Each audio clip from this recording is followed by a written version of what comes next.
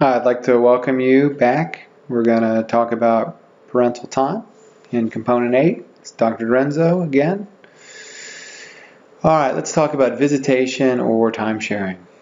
And a lot of this will be redundant, but a lot of it will be also new information. Parents are no longer awarded custody regarding visitation. The division is in the parental responsibilities and into time sharing.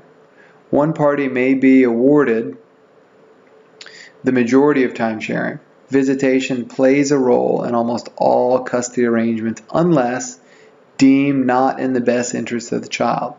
So again, the division is into parental responsibilities and time sharing.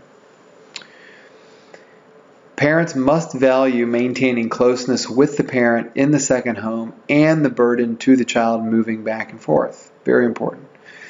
Parents must have a high level of commitment to co-parenting, respect each other as parents, and endure the inconvenience of compromising and resolving differences cooperatively. So again, we have two people that are getting divorced, got divorced, who couldn't get along, and now they're needing to put their child's needs above each other in this divorce period. So this certainly takes a huge commitment to be effective. Making the most of your time. Many children view visitation with mixed feelings because it is a regular reminder of the divorce. The time your child spends with his or her other parent is important. With sensitivity and planning, parents can sidestep many common visitation problems. Okay, keep track of the visitation schedule on a calendar. Children do better and feel more in control if they know what to expect. The worst thing is for a child to be at school and to not know who's going to pick them up that day. And also for the parents not to know who's going to pick them up that day. And for that child to be left at school and then for both of you to get a phone call from the school asking who's picking up the child. Those kind of experiences are traumatic and memorable. Don't do that to your kid. Be organized. Make visitation meaningful. No need to entertain, but make the time together like it was before and maybe even better. So plan special things, but also, have downtime too. Listen to what your child has to say about his or her life with the other parent without judging or negatively commenting. As discussed previously, children need permission to love both parents. So you're not trying to get information, but you ask them, how was it over at your mom's? How was it over at your dad's? What did you do? Was it fun? Did you have a nice time? Okay, keep whatever business you have with your former spouse out of your child's life. Respect your ex-spouse's right to parent how he or she sees fit. Okay, certainly within reason. Help ease the transition to and from visitation by being polite to your former spouse. Remember that kids' social reference, they look at how their parents act to figure out how they need to behave and how they need to treat other people. So treat your ex-spouse with dignity and respect. Spend time keeping your child in touch with extended family, such as grandparents, cousins, during your visitation, whether that is the extended family on your side or on your ex-spouse's side. Those extended family members are still part of their family. Encourage your child to resolve issues with your former spouse, independent of you. Stand firm and respect your visitation arrangement. Remember that kids like to know the schedule, and changes can be very disruptive to their lives. Visitation plans that work. Try to avoid schedules that are confusing or where the children are bouncing back and forth between homes. Keep in mind several factors when developing a visitation plan that works for everyone.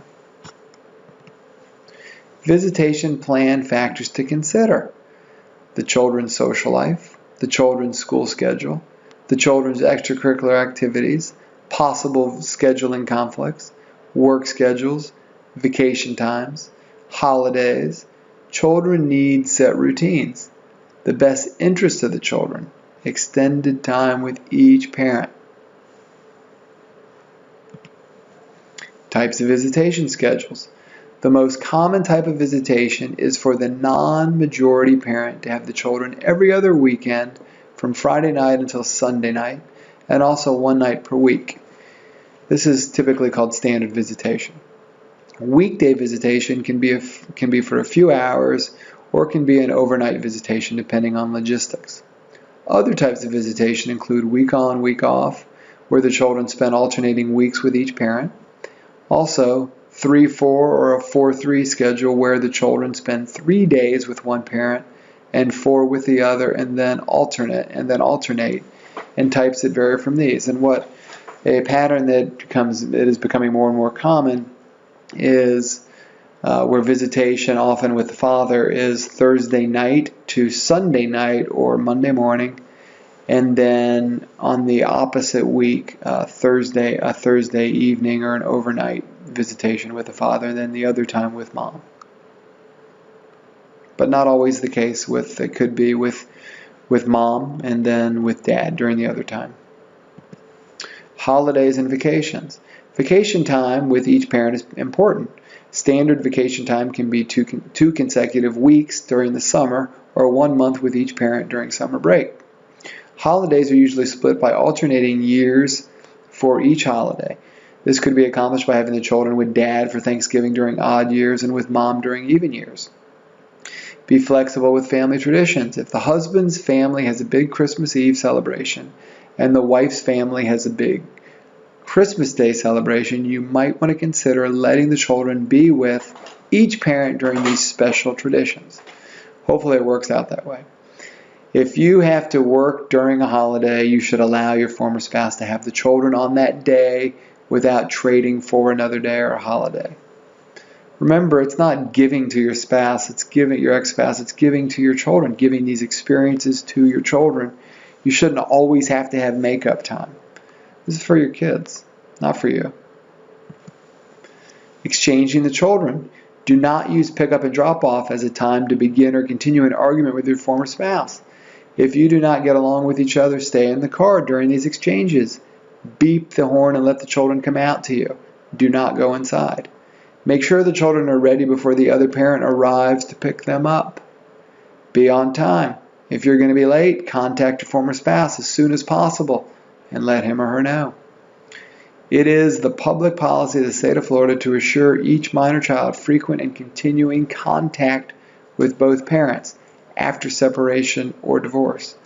The father is given the same consideration as the mother in determining custody, regardless of the children's age, sex, and other factors. And like I said before, the research shows that both, as long as each parent is fit, each parent, certainly if available, can provide the same needs, often the same needs to the child, especially that need of attachment. So a dad and a mom equally, as long as they're fit, can provide the child's need for attachment.